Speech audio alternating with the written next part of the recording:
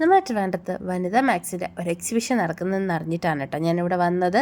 ഏറ്റവും എക്സൈറ്റഡ് ആയിട്ട് ഞാനിവിടെ എത്തിയതിൻ്റെ കാരണം എന്ന് പറഞ്ഞു കഴിഞ്ഞാൽ ഇവിടെ ബാലരമ കേവ് ഉണ്ടെന്നുള്ളതാണ്. നമ്മുടെ ഇവിടെ എൻട്രി ഫീ വരുന്നത് 50 രൂപയാണ്. കൂടെ അവർ പോൺസിൻ്റെ ഒരു ക്രീമും കൂടെ ഫ്രീ ആയിട്ട് ഗിഫ്റ്റ് തന്നു കേട്ടോ. സാധാരണ ഒരു എക്സിബിഷൻ തന്നെയാണ് ഇവിടെ.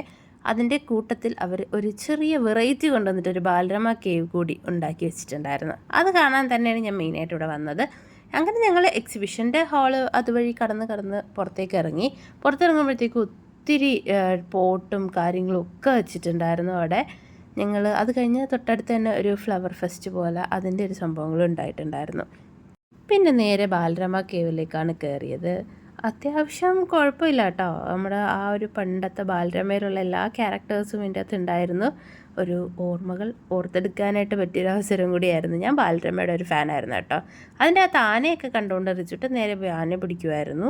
റിച്ചുട്ടൻ ആനിമൽസിനോടാണ് ഇഷ്ടം. അതുകൊണ്ട് തന്നെ അവനോടുള്ള ആനിമൽസിൻ്റെ അടുത്തൊക്കെ പോകുമായിരുന്നു.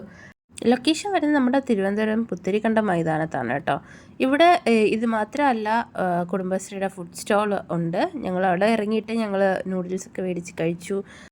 മെയ് 25 വരെയാണ് ഈ ഫെസ്റ്റ് ഇവിടെ പുത്തരിക്കണ്ടം മൈതാനത്ത് നടക്കുന്നത്. അപ്പോൾ ആരും മിസ്സാക്കണ്ട. അപ്പോൾ ചാനൽ സബ്സ്ക്രൈബ് ചെയ്യാത്തവർ സബ്സ്ക്രൈബ് ചെയ്ത് വെച്ചോ. ഇനിയും പുതിയ അപ്ഡേറ്റ്സുമായിട്ട് ഞാൻ വരാം. ബൈ.